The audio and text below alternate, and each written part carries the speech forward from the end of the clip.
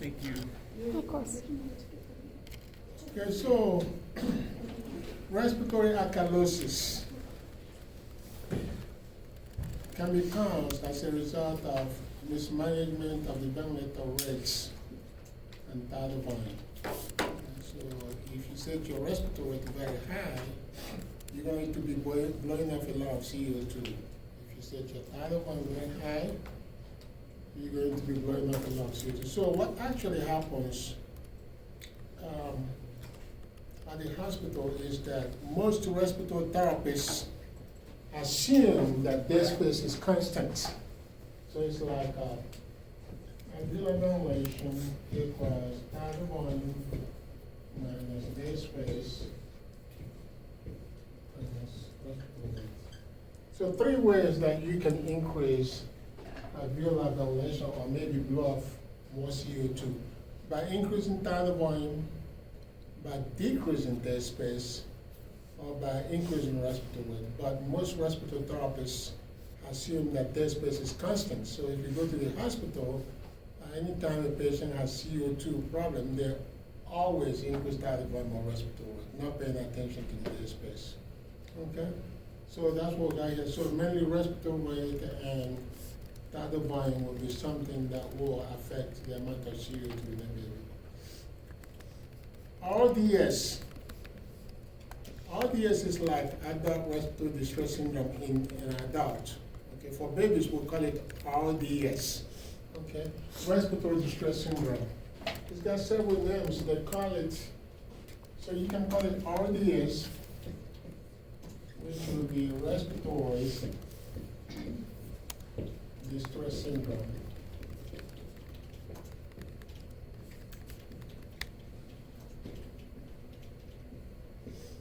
Sometimes they call it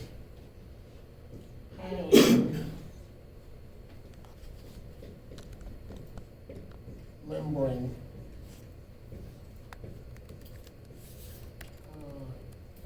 disease,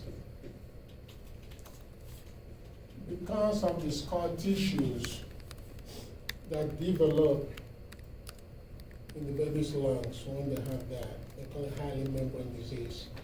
Or sometimes they call it idiopathic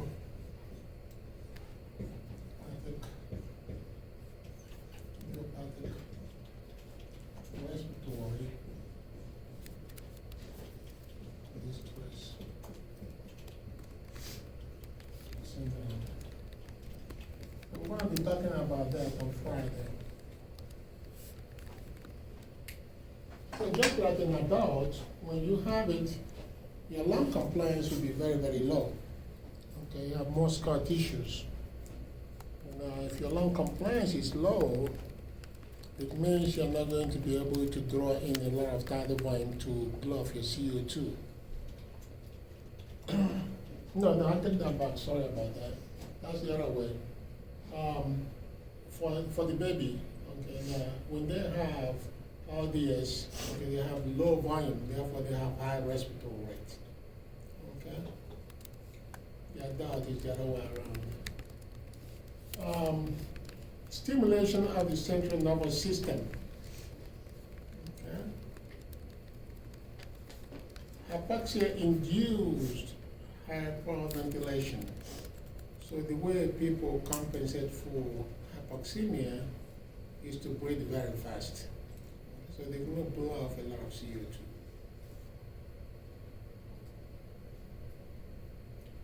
Metabolic disorders. Some of the things that can cause that: reduction in the loss of hydrogen ion. So you're not as acidic. Loss of bicarbonate ion. Hypoxemia in the baby, like I said, hypoxemia. They have metabolic acidosis. Look at their PaO2 first. If they don't have enough PaO2, you give them oxygen first, because they have lactic acid as a result of hypoxemia, as a result of anaerobic metabolism. Starvation can cause it as well. because remember, we need glucose to metabolize with the oxygen that we breathe in. So, if you don't have enough glucose, then there's nothing to metabolize. Okay?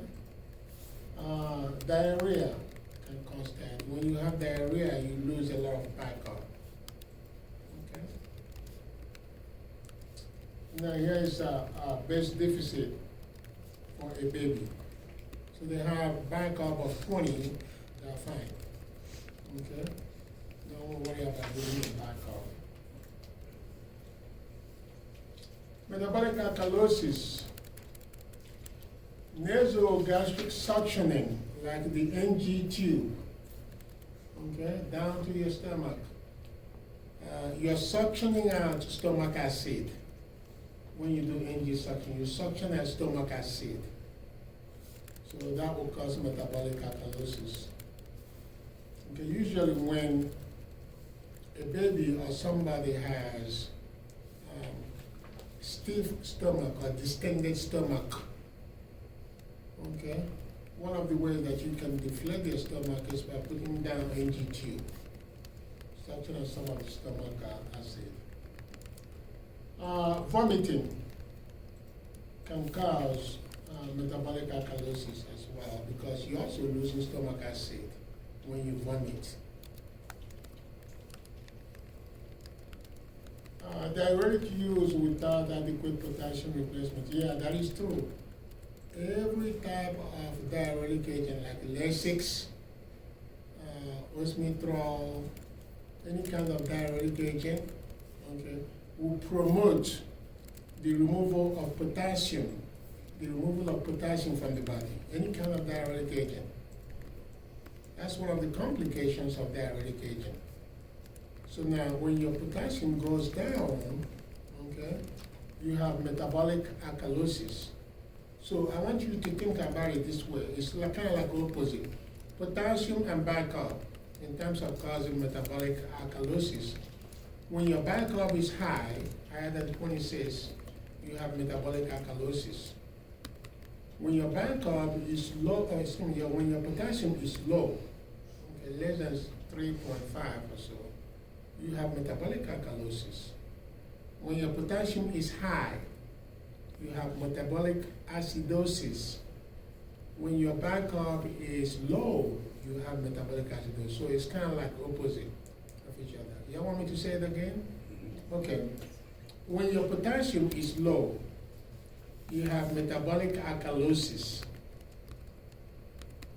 When your bicarb is high, you have metabolic alkalosis. When your potassium is high, you have metabolic acidosis. When your bicarb is low, you have metabolic acidosis. So the potassium is kind of like what we call the onion gap.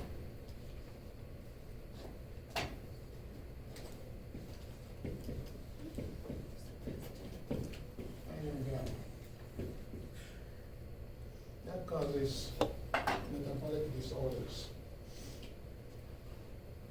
All right, so if somebody is receiving any kind of diuretic agent, it's always imperative that we give them potassium chloride, because you want to replace the potassium that is being lost from the body. If you don't do that, then the patient develops metabolic alkalosis. Okay, so often on the body exam, they ask you that question: patient received diuretic, potassium is low, which of the following acid-base imbalance would the patient develop? That would be metabolic alkalosis. Okay? IV administration of bicarbonate. So you're giving them too much bicarb. So normally we'll give bicarb to treat metabolic acidosis, but when you give too much of it, then you throw the patient on the other end of it. You give them too much and then they develop metabolic alkalosis. Any questions about that?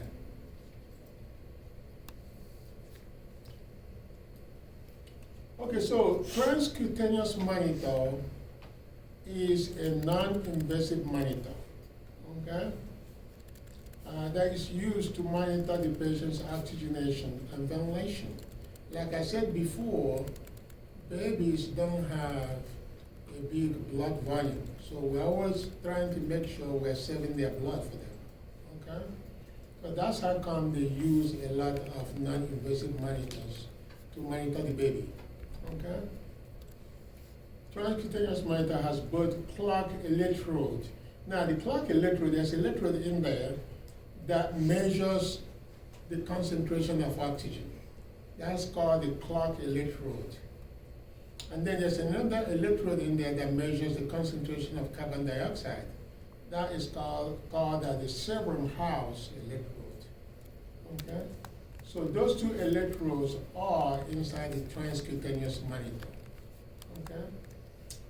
And this is the principle upon which it works. It says, principle of operation is based on the fact that oxygen diffuses through the skin from the capillaries. So like we're standing here, oxygen and carbon dioxide is diffusing through the skin. Okay? So when you put that electrode on the skin of the baby, it is able to measure the oxygen and the carbon dioxide that is diffusing from their skin. Okay? That's the way it works. Transcutaneous monitor reduces the need for invasive ABG sampling and pain inflicted to the neonates. Transcutaneous PaO2 is lower than the arterial CUR PaO2. It's lower than the arterial PaO2. But we can use it for trending, okay, meaning that as soon as I connect my patient to a transcutaneous monitor, I can do that first ABG and see how much both of them correlate, okay? If they're very close together, then I can say, well, I can use it for trending, meaning that I can look at my transcutaneous monitor. If the PaO2 is going up, the arterial PaO2 is also changing. If it's going down, I can say, well, it's also changing. Okay? So we can use it for trending. All right? End-tidal CO2 correlates more to PCO2. So now, this device here measures carbon dioxide and PaO2. But the carbon dioxide that is being measured by the transcutaneous monitor correlates better to the arterial CO2, okay, than the PaO2 from the transcutaneous monitor correlating with the arterial CO2. Okay, so CO2 is always more dependable than the PaO2. The PaO2 will be lower. The electrode is placed on the skin, on the baby's skin like this. Okay, that's what it looks like. Here's the electrode there. Starting on, and then you put it on the baby's skin, and then we'll be measuring the carbon dioxide and the oxygen that is diffusing from the baby's skin. Can you go back real quick? The Clark electrode does which? The Clark electrode measures the oxygen, and the Severin House electrode measures the carbon dioxide. Thank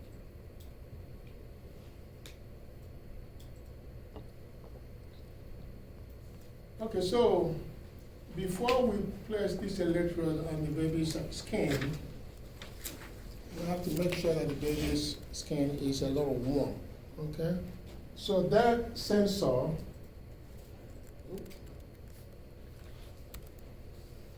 okay, is temperature controlled. Okay, right here it's warm, okay? So you warm the area where you're going to place it on, okay? It warms it. So when you warm it up, what you're doing is you increase the diffusion of CO2 and oxygen through the skin. One of the factors that affects the rate of diffusion is temperature. The higher the temperature, the more diffusion. The lower the temperature, the less the diffusion. So we're going to warm it up so that we can have more carbon dioxide and oxygen diffusion. If you don't warm it up, you're not gonna get good results, okay? Because you're not gonna have a lot of CO2 and oxygen diffusing through the skin, okay? Also, by warming it up, we're going to increase blood flow to the area, arterialize. They call it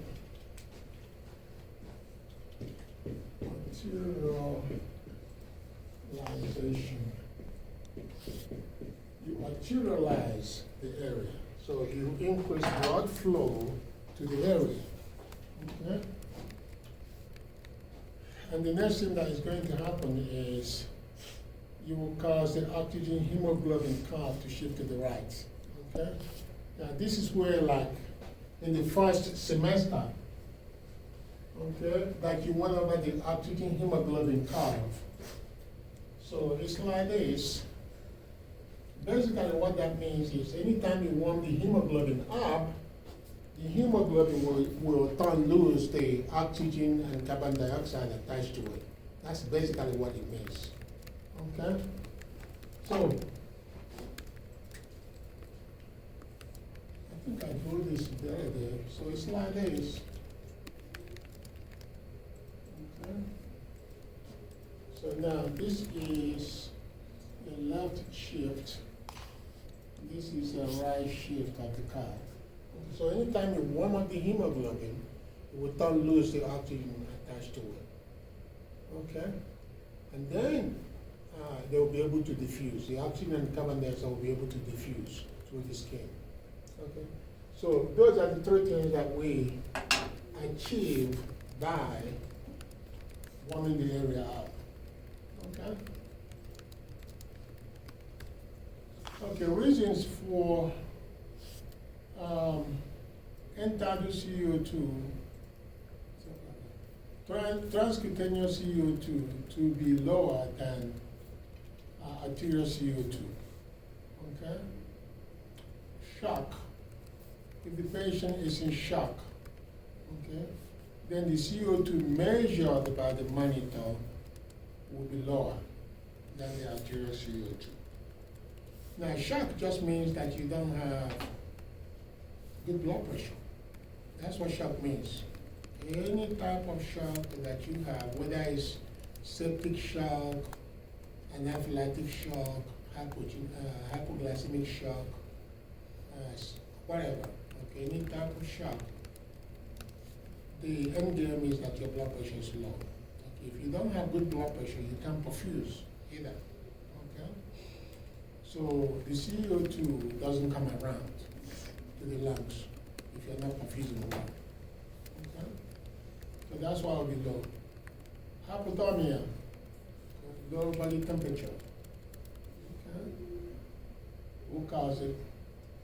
Severe cyanotic heart disease. Now, cyanotic heart disease is like a baby is born, they won't pink up.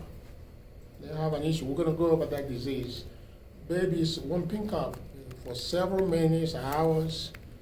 We never pink up. And then they have to go to surgery and have some kind of surgery done so that blood flow can be restored. Okay? And then that cyanotic heart disease is also called, they call it tetralogy of flow.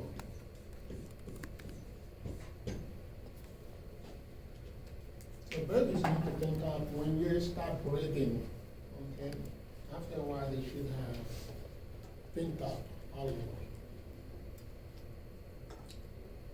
Severe anemia, okay, inadequate hemoglobin. And the hemoglobin is what is going to carry the carbon dioxide around to the lungs. And so if you have low hemoglobin level, well, the CO2 is not being transported around back to the lungs. So it will be low. And then skin edema will cause that as well. Complications of transcutaneous monitor. Excessive heat can cause Now, there is a range of temperature right here, 42 to 45 degrees. That's what it needs to be on your skin, okay? 42 to 45 degrees. But now, if you have it too high, it can cause problems, okay? It can cause reddening of the skin in the area where you have the sensor. It can cause thermal injury, a burn, okay? It can cause blisters in that area. So basically, in order to prevent all of that from happening to the baby, we switch the sensor every once in a while. Every 4 hours or so, if you have it here, you take it to this hand or move it to another area of the hand. That would help prevent the thermal injury, the reddening of the skin, and the blisters. Okay? All right. I want to show you something else that may show up on the exam about this here. Some patients that I have seen. Now, the partial pressure of oxygen in the air is like approximately 160 millimeters of mercury.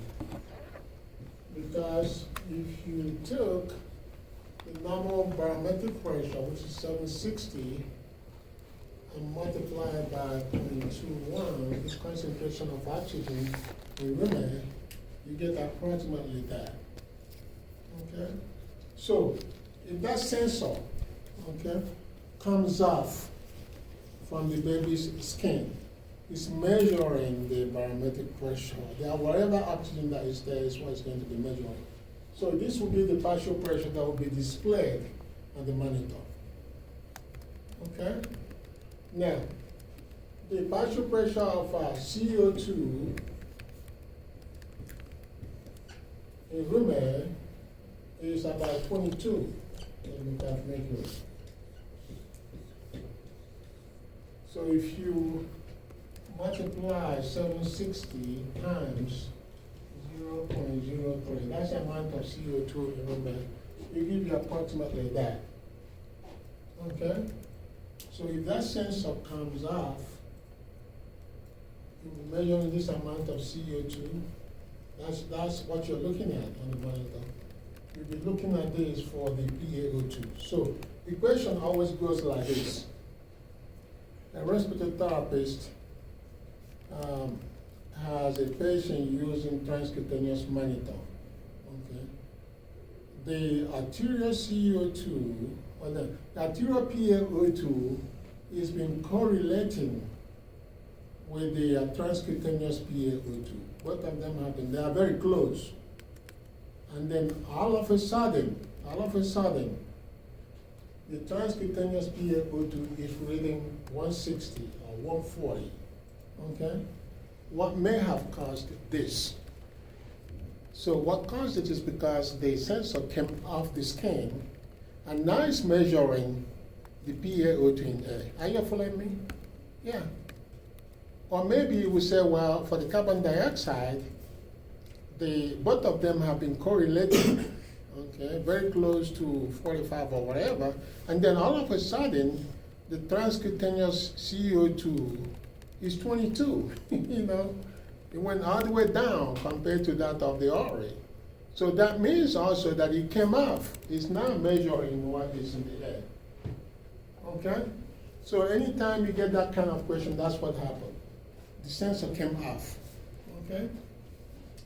All right, so let me move on here. And then we go to pulse oximeter. We use the lot for babies too. Okay? Now, the pulse oximeter works with a law called, oh, excuse me, somebody left their book here. Lambert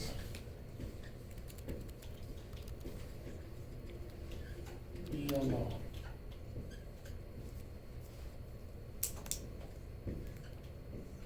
Well, like the beer that you drink, or maybe this guy drinks a lot of beer. That's somebody's name. Okay? Lambert Beer Law. And what these guys are saying is that naturally, okay, hemoglobin absorbs red light, infrared red light. Naturally, hemoglobin will absorb red light. The amount of red light that the hemoglobin can absorb depends on the amount of oxygen attached to it. Okay? So the more oxygen the hemoglobin has on it, the more red light is going to absorb. The less oxygen the hemoglobin has in it, the less red light that is going to absorb. That's what they're saying. Okay? So now, with that sub monitor, what we're doing is we have one side of it that emits the red light. And then we have, at the bottom of it, we have what we call a receiver. Okay? So when you put it on a patient's finger, it doesn't matter. The receiver can be at the bottom or on top. Okay, and the emitter can be on the bottom or top, it doesn't matter. So either way you put it, the light emits from the device. The red light, the infrared light, will go through the arterial bed. Okay? And then the hemoglobin is going to absorb some of that red light. Whatever light that did not get absorbed will come out to the receiver. Okay? So that's how you measure O2 saturation. So that means now that if I have more oxygen attached to the hemoglobin, more of the red light will be absorbed and less red light comes out to the receiver. Are you following me? Mm-hmm. Yeah. If I don't have enough oxygen attached to the hemoglobin, okay, then that would mean that less red light will be absorbed and more of the red light will come out to the receiver. Okay? That's the way it calculates oxygen saturation. It is a calculated value. Okay?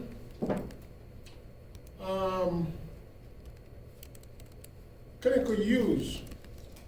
We can use it for training. The only time that you cannot use a SAT pulse oximeter and trust it is when you have carboxyhemoglobin.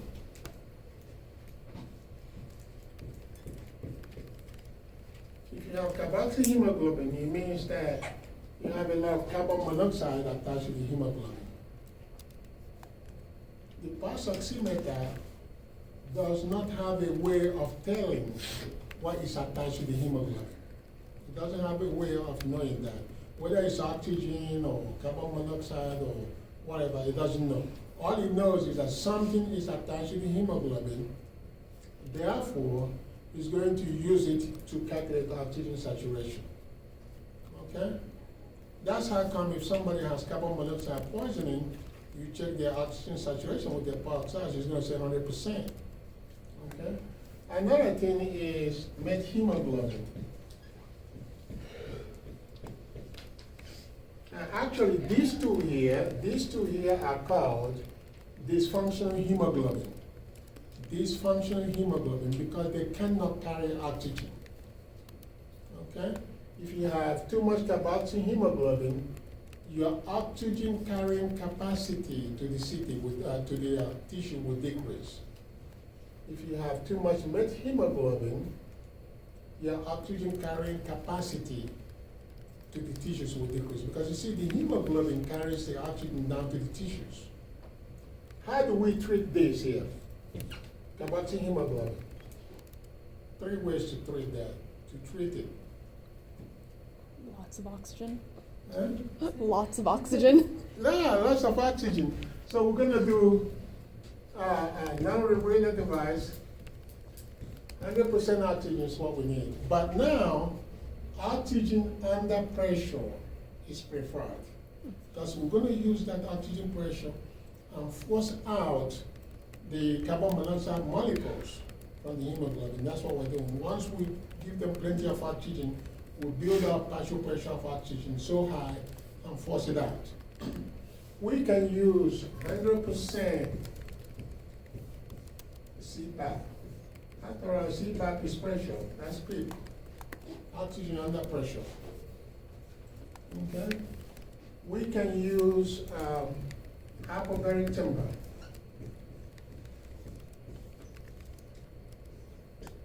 Hyperbaric chamber is like a chamber where patients are put into, and then they breathe in oxygen that is under a very high pressure,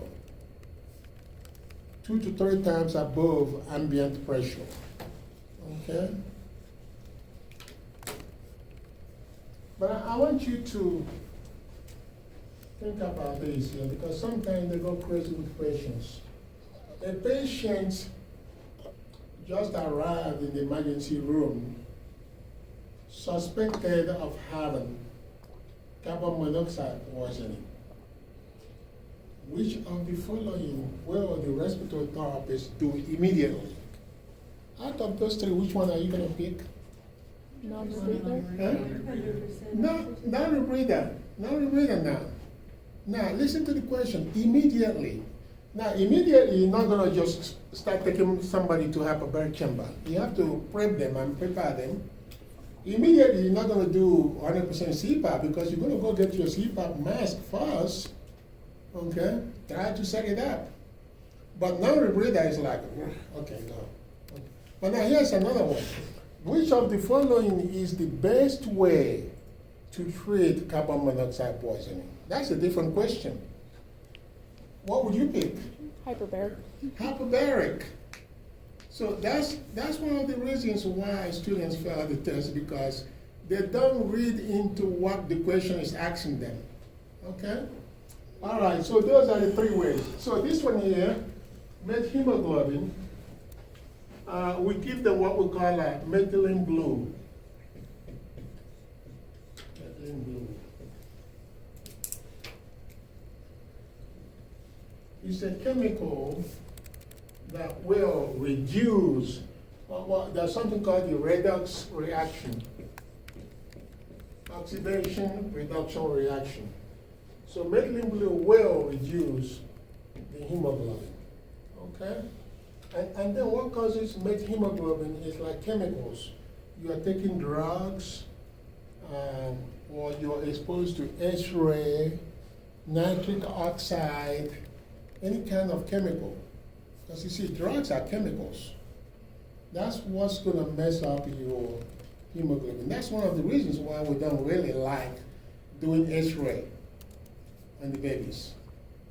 Because if we give them a lot of methemoglobin, they're going to have hypoxia. Their oxygen carrying capacity will decrease. Okay? So let me get back here. So as long as you don't have methemoglobinemia or carboxyhemoglobin, pulse oximeter is good, okay, for clinical use. Factors affecting the accuracy of pulse oximeter, we have a bunch of them. We have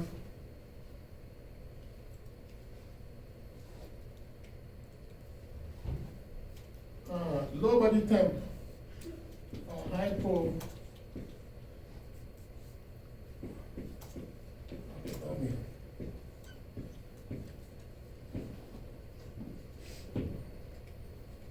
If the hand is cold, then you can't get any dependable reading. We have to warm it up.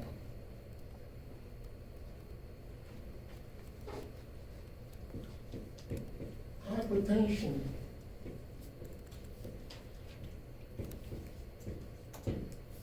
Well, if your blood pressure is low, your perfusion is going to be low. So your perfusion to the extremities will also be low.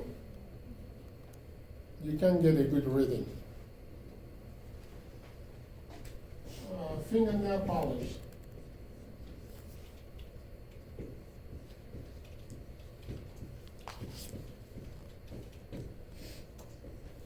Now, if it is red,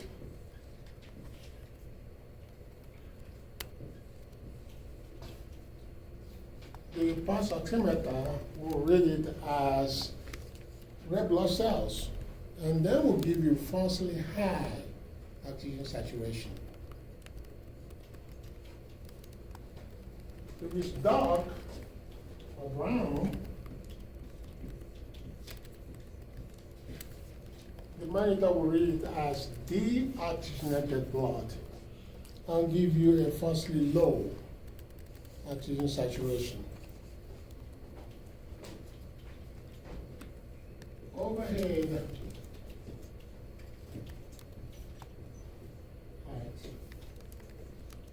like that one there,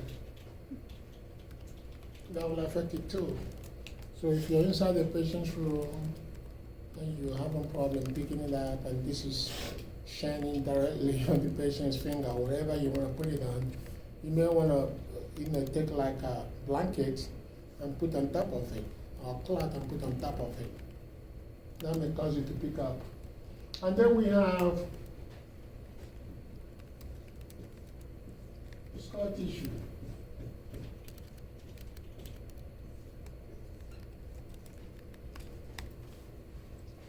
Yeah, scar tissue will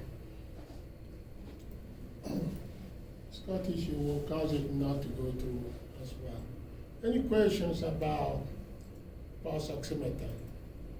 Please make sure that if you have a patient that may have or has carbon monoxide poisoning, don't check their O2 saturation with pulse oximeter. If you do that, they're going to fail you. They're going to give you 0. What we do with those kind of patients is we draw blood gas from them, and then we analyze it with heme oximeter. Or sometimes they call it what's the name for this? Co-oximeter.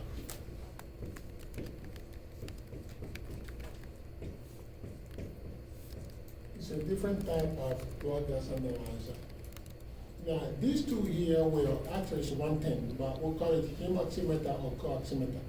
We'll actually measure what is attached to the hemoglobin. Okay, but the person has no way of measuring what is there. It calculates. That's how come we have SaO2, well, let me start here. SpO2, SaO2, and then we have HbO2 like that. That's the 3 of them would mean checking oxygen saturation. When the SpO2 means percutaneous oxygen saturation. You're measuring it with pulse oximeter through the skin, percutaneous oxygen saturation. It is calculated, okay?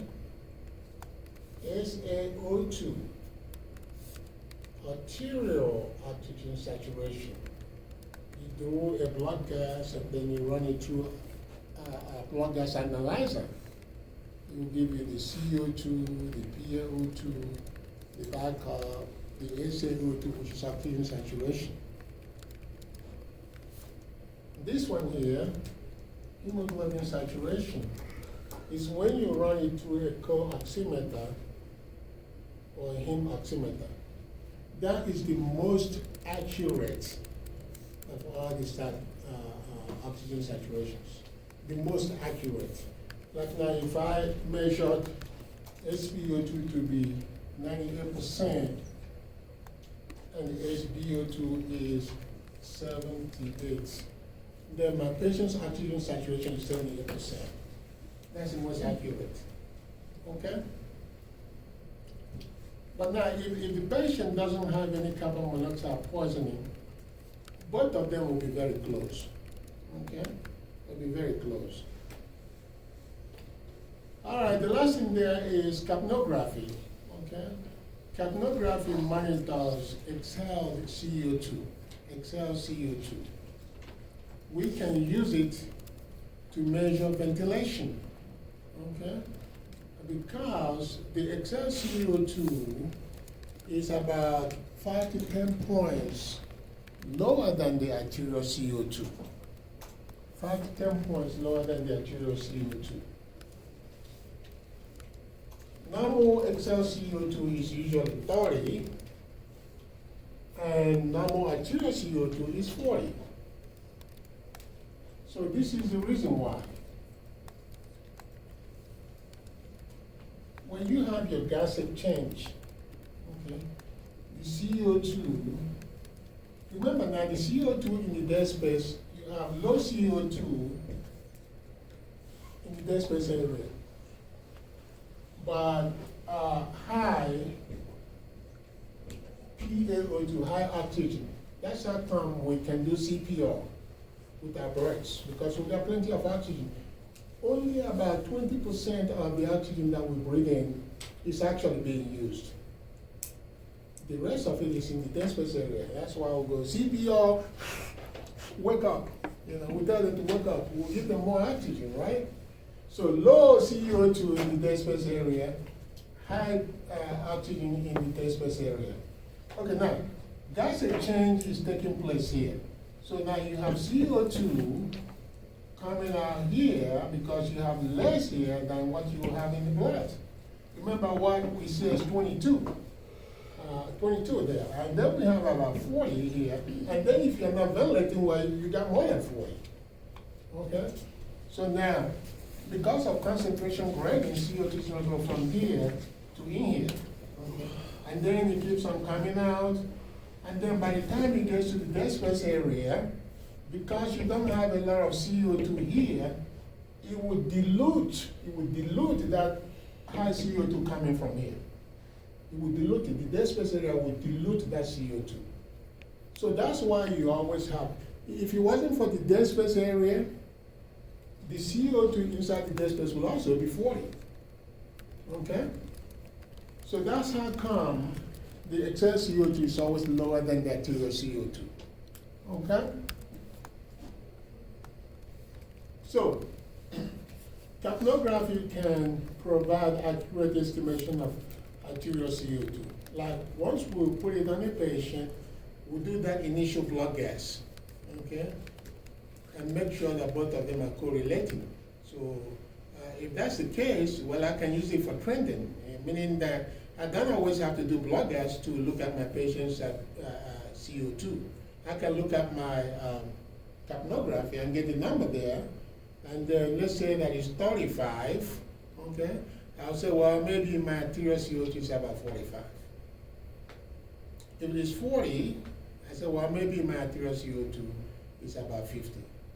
So we can use it for trending, okay? Capnography uses spectrophotometry infrared analysis. CO2 absorbs red light. That's what that means. CO2 absorbs red light. Okay. Now, we have two types of capnography. Okay. We have one that is called the side stream capnography analysis. This is the one that you're going to put the sensor between the wire of the ventilator socket. Nowadays, here's the patient over here. You can put it right here. Okay, you got your ballot, maybe you have your HME, then you put your sensor. So as soon as the patient exhales out, a sample of the CO2 in the exhaled air will travel to the box to be measured. That's called side stream. You see a little box like that. So you hook it up and then you set it on one side. Okay? The samples on the side. And the mainstream is usually a very small one that you hook up between here, but there's no box. It just measures the CO2 and shows it to you, very small, like that. Okay? Now, this is what the tracing will look like.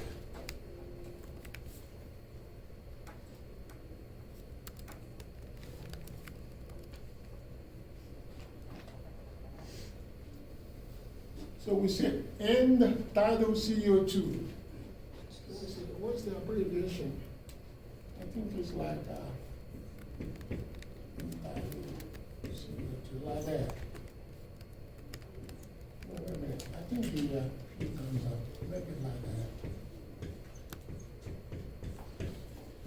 that. Entitled CO2, that's what the ET means.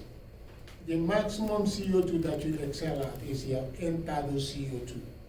So if you look at the tracing here, this is your inspiration from here, inspiration, exhalation, okay?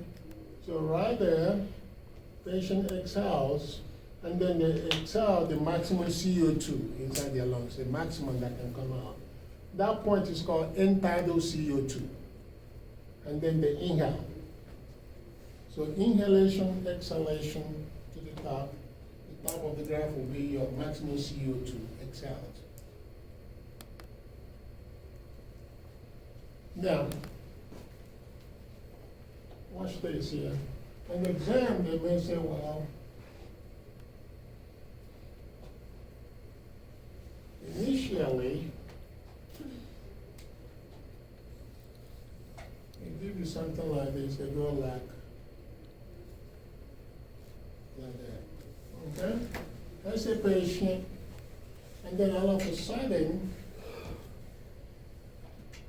the patient is like this. The entitled CO2, that's a lot of CO2, that's hypoventilation. Hypoventilation.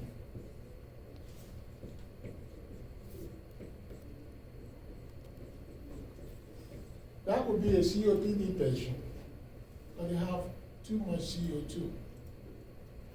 Okay? So the taller that area is, the more CO2 that is being exhaled out.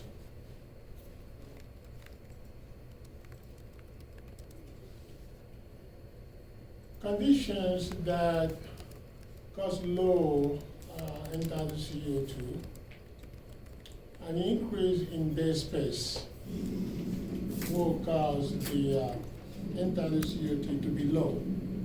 Okay? And that is because of the dilution that I was telling you. Okay, you have this, for instance, that dead space is ventilation without perfusion. Ventilation without perfusion. So now we have air coming in. Okay, this area is not being perfused.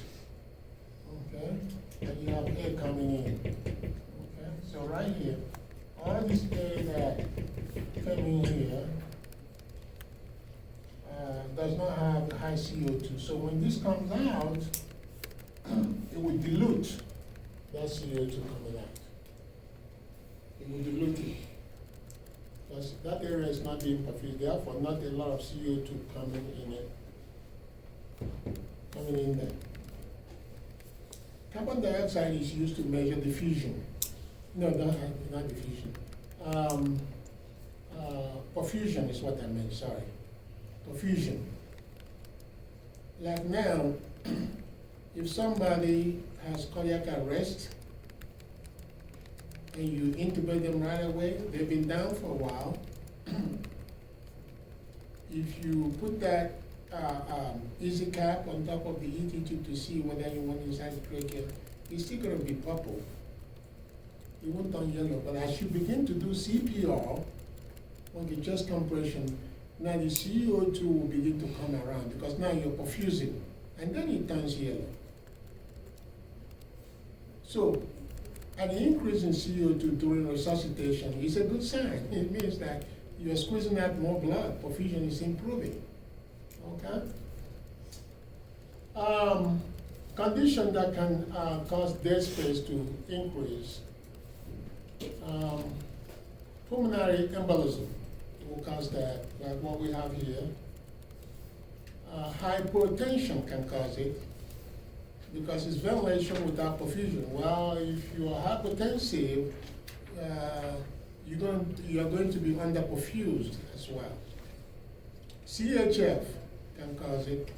If you have a CHF that is not being treated, your blood pressure is gonna be low. And then we're back to the perfusion problem as well. Pulmonary hypertension. Okay, the pulmonary artery is constricted. Therefore, there is decreased blood flow towards the lungs. Okay, so there's less perfusion, but you have ventilation. High pressure associated with mechanical ventilation. Yes, that can also cause pulmonary hypertension.